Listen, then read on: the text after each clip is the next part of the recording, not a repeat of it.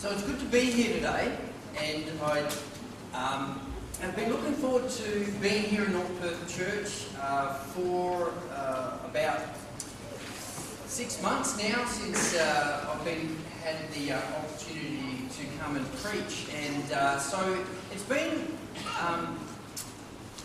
the message that's been on my mind has taken its time to permeate in my heart, and so it's a message that is really close to my own story and my own heart, and so hopefully today part of my story will also be your story as well.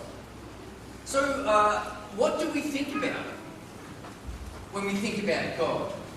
And we'll be looking at the prodigal son story, particularly of the older brother today. But before we get into that, a lot of people have been asking me, how is things going in the ABC? And it's one of those very polite questions that people ask, and I'm not sure whether they really want to know the real answer to that question. So I have to navigate very carefully as to what answer they're looking for and what answer is true. So I'll give you the answer that I give, and that is, I'm enjoying it.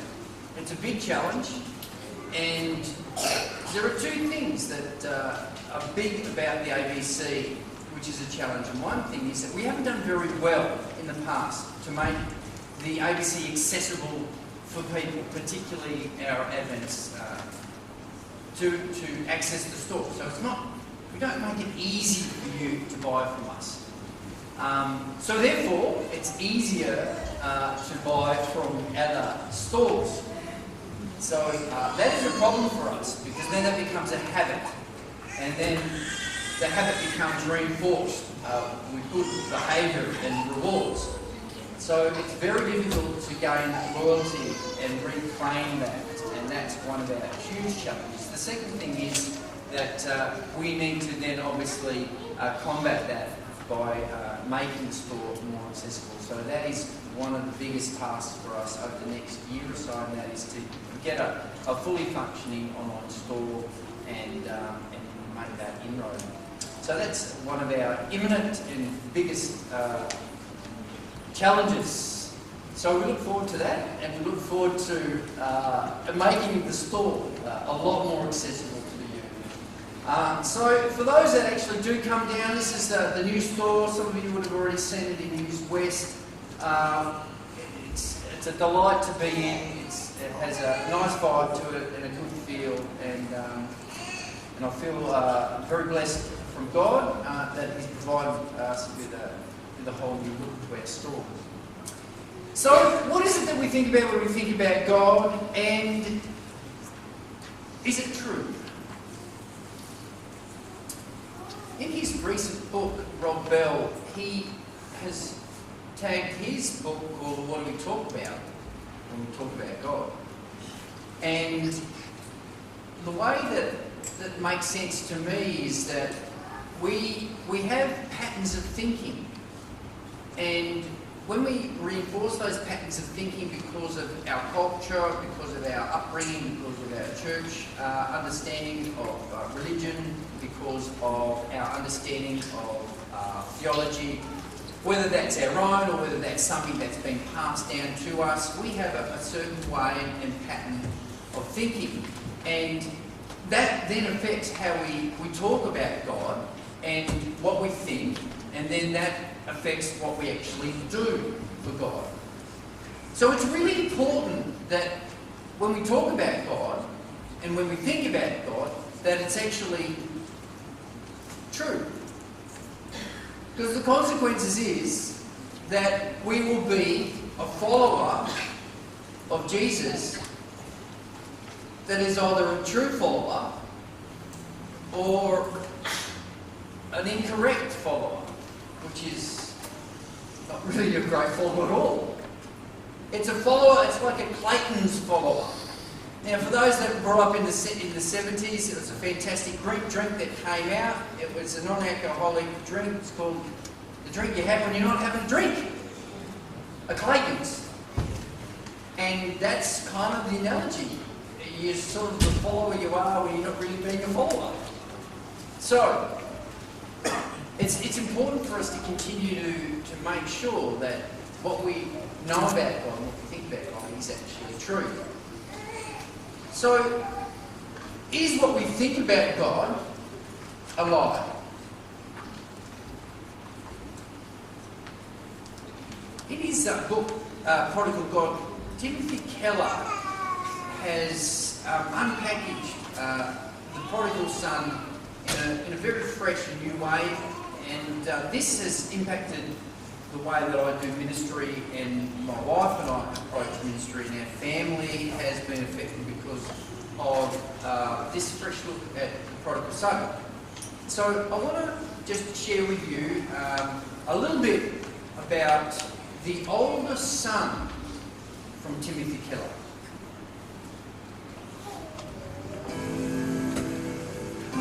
So there are two kinds of lostness. That's the reason Jesus put the elder brother in the parable. You can escape God as much through morality and religion as you can escape God through immorality and irreligion. There are a lot of people, there are a lot of Christians with an elder brother type of heart. If in your heart of hearts you say, I try very hard, I try to be obedient, I go to church, I pray, I try to serve Jesus, therefore God, you owe it to me to answer my prayers, to give me a relatively good life, and to take me to heaven when I die. If that's the language of your heart, then Jesus is your model, Jesus is your example, Jesus is your boss, but he's not your Savior. You're seeking to be your own Savior. And all your morality, all your religion, it's all just a way to get God to give you the things you really want. And they are not God himself. Elder brothers obey to get things from God. And if those things aren't forthcoming, they get very angry. But gospel-believing Christians obey God just to get God, just to resemble him and love him and know him and delight in him. So is what we think about God true? Do we think that when we think about God that he owes us? I've done all this good work and therefore when things go wrong, well, God owes us. Or do we think of God as somebody who saves us? Someone who has actually died and given his life and he has saved us? And it doesn't matter about anybody else and what they do and how it might affect us. Is the way that I think about God the one that saves me? Or is he the God that I want him to be? I want him to be the God that brings vengeance to those that have wronged him. And so it needs to be fair, God, so you need to set this straight. Or are we believing in the kind of God that says, well, God, you've given everything for me. You've already loved me. You've demonstrated that. You've saved me. I just want to be with you. So what do I need to do just to be with you? Even when things go wrong, they don't work out the way that I'd hope, do I still believe that you are my Saviour? Either one of those ways of thinking keeps us in a pattern, and if you like, a rut or a line of thinking that affects our behaviours and affects our mood and affects how we talk about others and how we respond to others, particularly those that have wronged us. A few years ago, I was in LA, Los Angeles, and just out of that, La Sierra University has this fantastic sculpture, and I was aware of it before I got there. And we're on a quick tour with a bunch of ministers, all checking out the university, and oh man, I wanted to sap every moment of time that I could to photograph this particular sculpture. It's the sculpture of the prodigal son. And this is the father. The look on the father's face, just magnificent, delight. And it's one of movement towards the younger son. When we think about God, how do we visualise God? Do we visualise him on a throne? Do we visualise him, distant? Or do we visualise him on the run to us?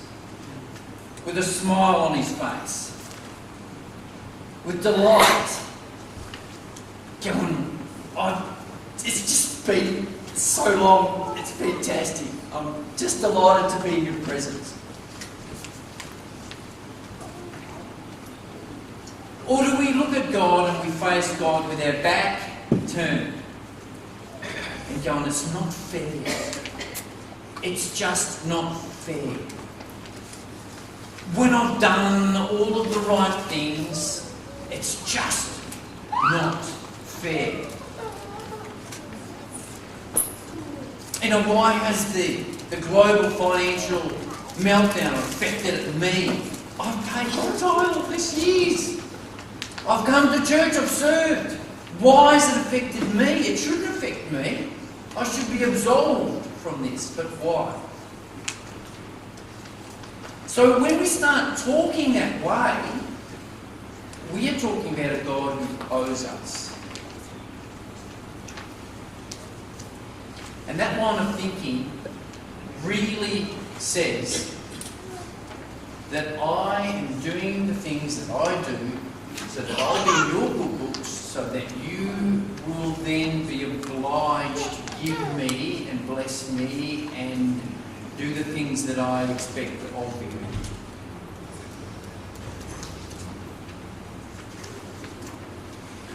So we need to ask ourselves, what do we think about God?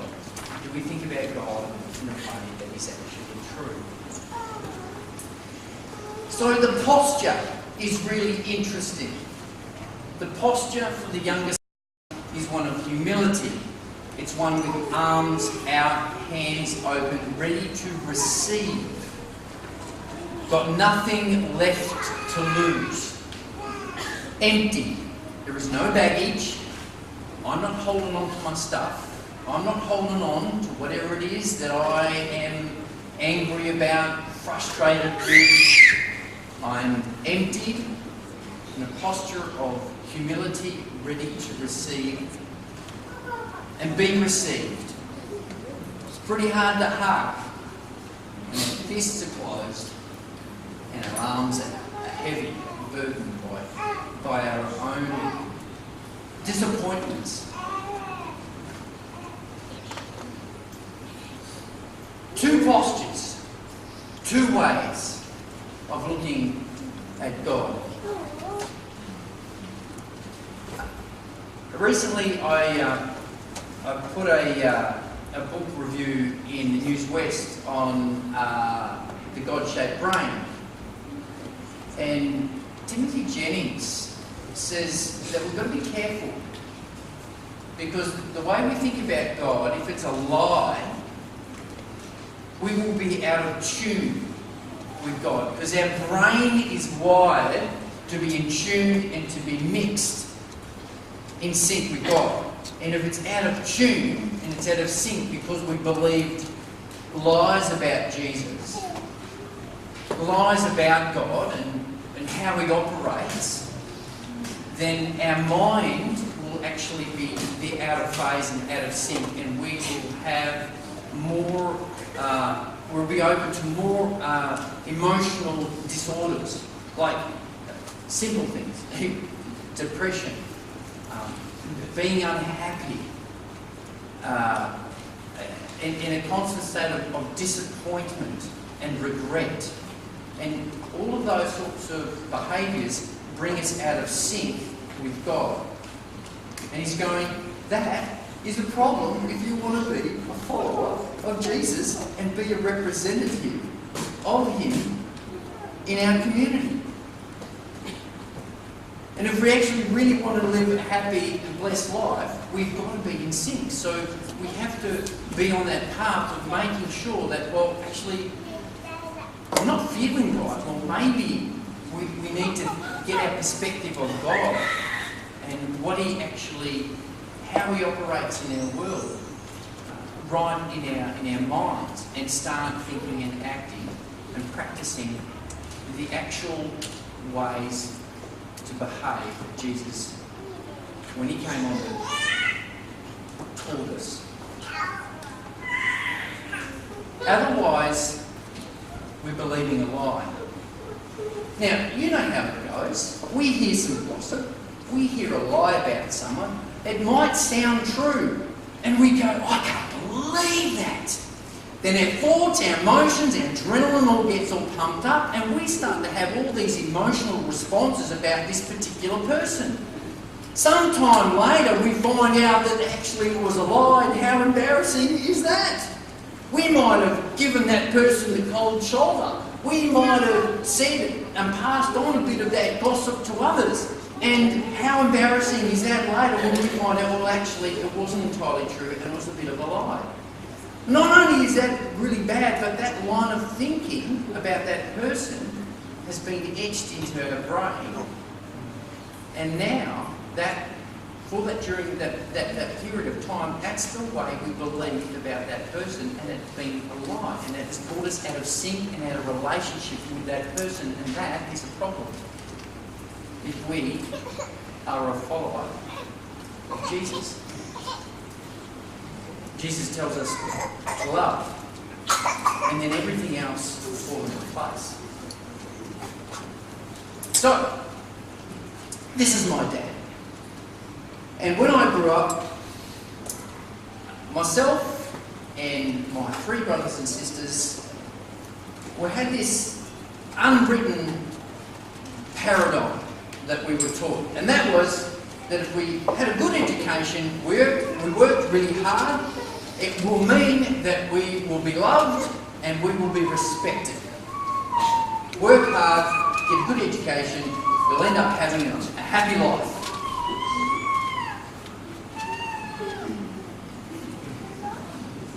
It didn't quite work out that way. It's not true. So this is my brother, and he is the older brother. And so let's have a look at verse, and I'll talk about Devon in a second, but I just want to read in Luke chapter 15. This is where we'll find the story of the prodigal son. So I asked you to open it up. It won't be on the screen, so find a way to view this in your text. So, Luke chapter 15. And we'll start with verse 12. So the younger son told his brother, I want my share of the estate now before you die. So the father agreed to divide his wealth between his sons. Now, my brother, if I had come and said that to Dad, man alive, he would have given it to me. He would have said, that's totally disrespectful, and how could you think of that, so selfish. He would have gone red in the face. He just would have been shaking his head. It would have been fantastic. For all the wrong reasons. So, and that's the role of a responsible older sibling. And if you're an older brother or sister, you know. Now I'm the youngest, so I don't experience the same sort of response. I sort of resolve more to the younger brother in the story and sort of not worry too much and just do what you want to do. It's more fun for all the wrong reasons. Now, Bevan. Okay, so here we go. Verse 12. And then we'll move straight into what sort of happened. So he went away. It all went south. He returned home in verse 20. So he returned home to his father, and while he was still a long way off, His father saw him coming, filled with love and compassion. He ran to his father, embraced him, and kissed him. And he said to his father, Father, I have sinned against you, both you and heaven, and I am no longer worthy to be called your son. But his father said to his servants, Quick, bring the finest robes in the house and put it on him. Get a ring on his finger and his sandals in his feet, and kill the fatted calf. We have been fattening. Isn't that fantastic? That's horrifying for anybody in the health industry. Not only against the whole killing of animals thing, but get the fatted calf. We want to take fats out of our vocab, right? KFC, we can't say fried, we've got to say F. So here, we're going to get that fatted calf. To me, that's saying we've got to indulge and just be decadent and really go to town and have chocolates and just all that really good, fatty, oily food and just enjoy it. Now, it might be completely vegan in your filters to sort of make that sense for you. There it is. He's going, it's got to be a serious party. Continuing on, we must celebrate with a feast. Not just, we'll get some crackers and we'll get a little bit of, bubbly and it's going to be lovely. No, this is a decadent feast. For the son of mine was dead and now he's returned to life. That is the reason for the celebration. He has come home. He's come home and wants to have a relationship, wants to be at home. That's the reason for the celebration. We're not celebrating the sins, we're not celebrating the past, we're not celebrating the disappointments. We're celebrating the fact that he's come home. And that is worthy of a massive, decadent, expensive feast. So, Bevan is an extremely hard worker. He works for the Adventist hospital in the food. He's the head of the food services department. He's revolutionised what they do in the health food services. He's increased revenue. He's done a fantastic job. And Bevan, he said, Terry, he says, you come back to the east. Okay, so when you come back, once you come back home, you come back. You're here for a couple of weeks, and you just, Dad just, he just thinks you're the aunt's pants and you're the golden aunt's son. And you're here for 2 weeks. And why? When Dad goes away on his cruises, who's mowing the lawn at his place? Me! Yeah, and who's watering all of his plants? Me! And who's going to feed the dog? Me! Do all the dirty work? Me! And you come home and he waits on you and he looks after you and he doesn't want you to mow the lawn. So what's with that? And he said, when you're at home, he said, you never did anything to sort of try and get Dad's approval. I was always doing stuff. So this is the older brother thinking. This is the line of thinking. This is you work hard, you'll be respected, you'll be loved, and that's the paradigm. And you do because you deserve it. But that's not how it works out. So, it turns out that being respected and being obedient and being worthy doesn't mean that you're going to have God's love. In fact, you can be disrespectful, disobedient, and unworthy, and still have the love of God poured out in a generous way to you. This is fantastic news. Now, it's very difficult for us to also process. Romans says to us that when sin increases, so does grace.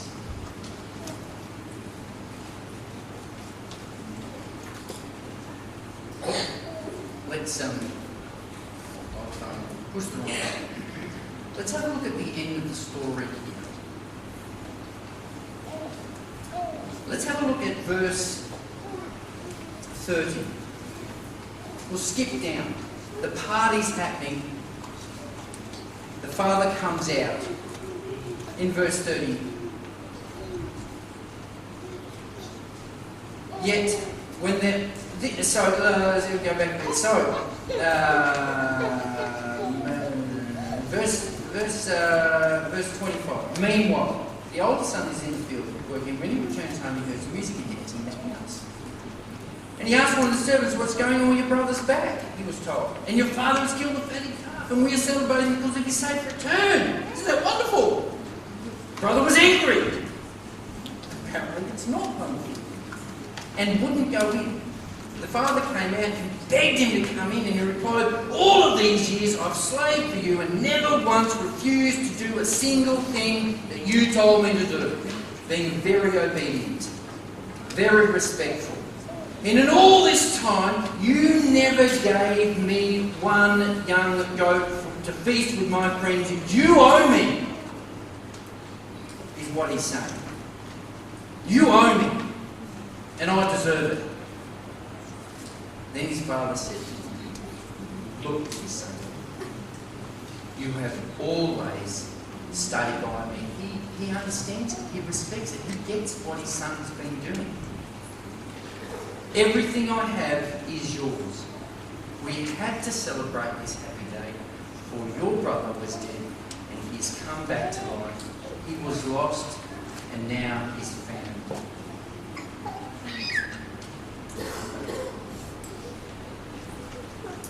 We are already loved.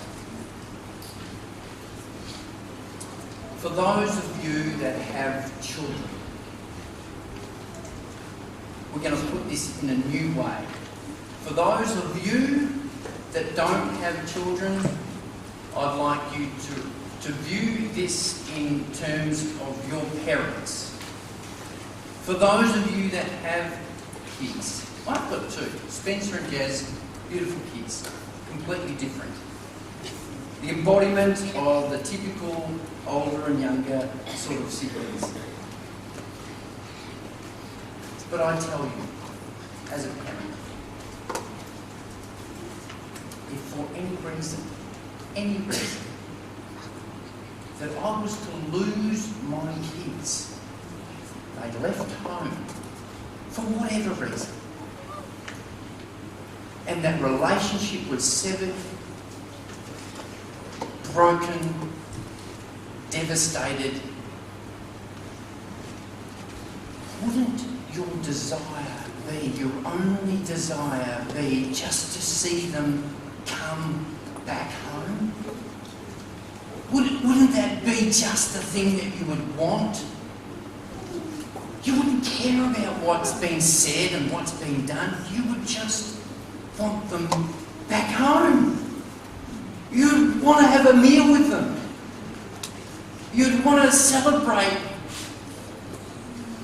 life. You'd want to celebrate what's happening next. You'd want to laugh. You'd want to eat. You'd want to have good food. You'd want to have good times together.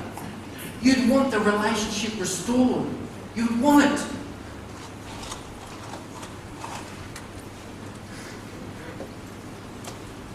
So, when we put that into practice, God is big enough to love those that have done very, very wrong things, have betrayed relationships, have stolen, have cheated. But that person is still a child of God. And God still wants them to come home and be at the table and feast. Because that person is God's child. Just as much as He wants those that have always stuck around to be at the table. He wants them in relationship as well. And when we can practice that, and when we can bring that in our own homes, and do that and restore those relationships in our own homes, and it might look completely different. It might mean that relationships form differently, but when we do it, we are actually bringing heaven to earth. Because we can live like hell on earth. We can do that. But it is us that is creating that hell. We can also practice bringing heaven to earth by the good that we do, by the love that we extend, by the generosity, the graciousness that we can extend to others.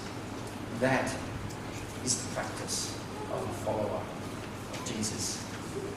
And it's tough, but it's worth it. Because I want to have heaven on earth. I want to have it now. Let's pray. Dear Lord, I want to thank you for your love. I want to thank you for your grace. And as we practice